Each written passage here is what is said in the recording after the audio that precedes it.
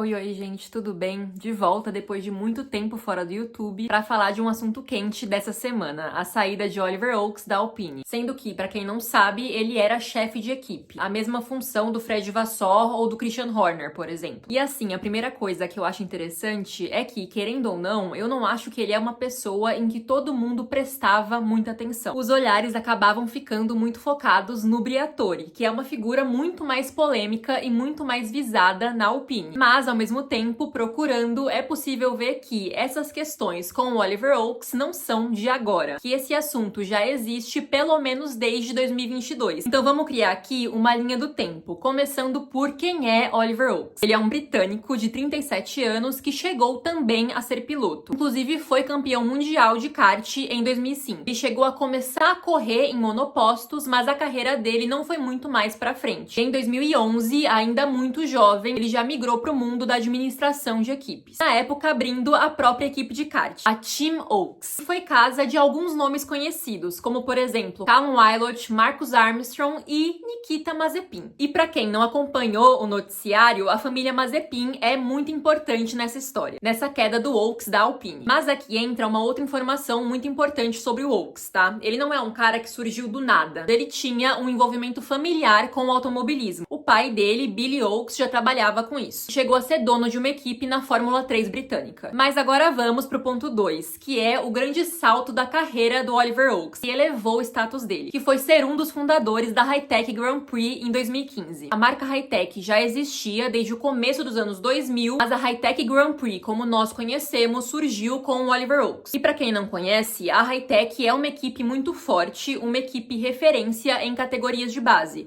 em Fórmula 2, Fórmula 3 e agora na F1 Academy. E eles entraram em uma competição pela primeira vez em 2016, na Fórmula 3 europeia, com 3 pilotos, Ben Barnicoat, George Russell e Nikita Mazepin. E aqui entra o envolvimento da família Mazepin com a Hi-Tech. A ordem das coisas, quando as coisas aconteceram, é um pouco confuso. Alguns sites dão informações e datas diferentes, mas uma certeza é, já a partir de 2016, a família Mazepin começou a colocar dinheiro na equipe e aumentar a participação dela. E já a partir de 2017, a maior parte da equipe, a maior parte das ações da equipe já era de uma empresa do Dmitry Mazepin, que é o pai do Nikita. E a partir daí, até 2022, 75% da Hi-Tech pertencia a uma empresa do Mazepin. Só que é importante deixar uma coisa muito clara, que o Oliver Oaks não deixou de ter envolvimento na equipe, não deixou de ser uma pessoa importante na Hi-Tech. Inclusive, virou um tanto um negócio de família, porque o irmão do Oliver, o William, também virou diretor da Hi-Tech em 2019. E ele é uma outra figura muito importante nessa história. Mas para não me adiantar aqui, vamos pro ponto 3, que é a suposta saída do Mazepin da Hi-Tech. E aconteceu de uma forma forçada, quando tanto Dmitry quanto Nikita foram bloqueados financeiramente falando, tanto pela União Europeia quanto pelo Reino Unido. E isso em fevereiro, março de 2022, quando a Rússia invadiu a Ucrânia, o que causou sanções para alguns oligarcas russos. No caso do Dmitry Mazepin, ele é um cara aliado próximo do Putin. No caso da Hi-Tech, em que o Mazepin era efetivamente dono de grande parte da empresa, o que ele fez foi passar as ações dele para outra pessoa, que era o Oliver Oaks. O Oliver Oaks abriu uma empresa para receber as ações do mais absoluto nada, às pressas, e já naquela época essa transação levantou suspeitas, porque não foi uma venda de ações, e sim uma cessão. O Mazepin não negociou as ações, ele não vendeu pro Oaks, ele só entregou de mão beijada. E isso foi o incômodo, por assim dizer, levantado por um deputado britânico naquela época, há 3 anos. Esse deputado falou, em entrevista do ano passado, ele, o Oaks, chamava Dmitry Mazepin de um amigo, colega. Ele criou a Hi-Tech Global Holding, que é a pessoa jurídica que recebeu as ações do Mazepin,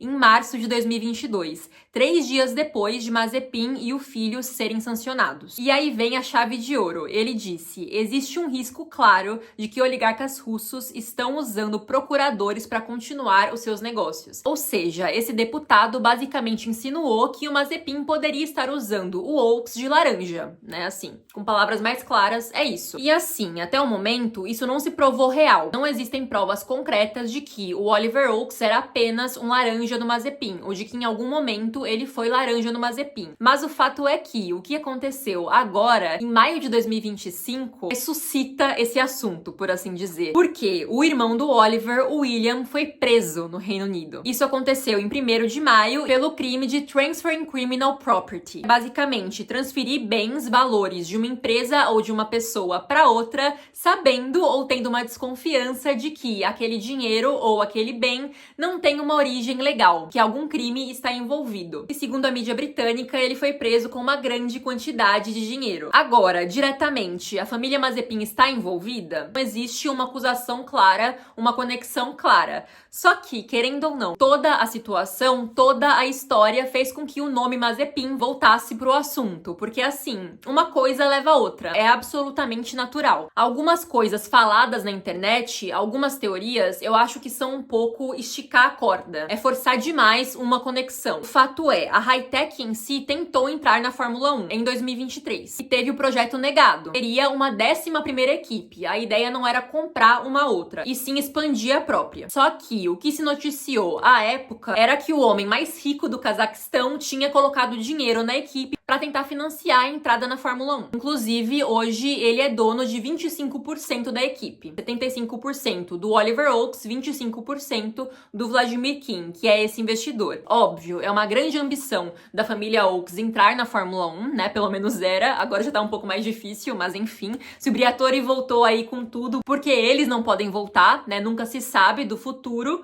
mas ainda assim, por mais que exista essa ambição, as teorias mais megalomaníacas até o momento são só isso, né? Só teorias. Tanto que, inicialmente, quando o assunto é o caso de polícia, a investigação contra o irmão dele, o nome do Oliver não é mencionado. Isso pode mudar, claro, rapidamente amanhã, mas assim, quem fala que, por exemplo, ele saiu de Miami e foi pra Dubai fugido, pra fugir da polícia da Europa, é um tanto quanto exagero. Nesse momento, pelo menos. Pode ser que ele não foi pra Europa porque ele tem o rabo preso? Pode ser. Se existe alguma arapuca esperando por ele, aí só o tempo dirá. Se ele voltar pra Europa e for preso no aeroporto, algo do tipo. Que é fato. Hoje, tanto o Oliver quanto o William são diretores da Hi-Tech. O Oliver continua sendo a pessoa com mais poder de decisão na empresa. E em 6 de maio, o Oliver Oakes anunciou que estava saindo do cargo de chefe de equipe da Alpine. Inicialmente, eu acho que todos nós pensamos que tinha sido uma decisão porque ele não concordou em tirar o Durham e colocar o Colapinto como piloto da Alpine. Porque o próprio Oliver Oakes tinha se comprometido, tinha jurado que o Durham não seria substituído em Imola, que já corria esse rumor. E aí, quando o Oakes se demitiu e horas depois o Colapinto foi anunciado, parecia que tudo tinha se encaixado. O Briatore, que temporariamente vai assumir as funções de chefe de equipe, veio a público negar um problema entre os dois, negar que ele queria colocar o Colapinto e o Oakes não, e que por isso o Oakes se demitiu. O próprio Oakes também negou a discordância, falou que o Briatore era como um pai pra ele, mas num primeiro momento não colou muito. Ninguém acreditou muito que aquela não era a razão, até que surgiu essa notícia da prisão do irmão do Oakes, que o Oakes se demitiu pelos problemas de família, pra cuidar ali da questão do irmão e de coisas mais graves e mais urgentes nesse momento. Porque assim, gente, no final das contas, mesmo que o Oliver em si não tenha um envolvimento direto com os crimes, ou que o irmão dele seja inocentado, ainda assim é uma coisa que respinga na Hi-Tech. E é isso, né, gente? Ele foi chefe de equipe por menos de um ano, mas não é nada tão incomum pra esse terror do RH que é a Alpine. Mas é isso, gente. Eu sei que eu estou afastada do YouTube, né, que eu não aparecia aqui há muito, muito, muito tempo. Eu não vou garantir que eu vou continuar por aqui, que eu vou continuar postando,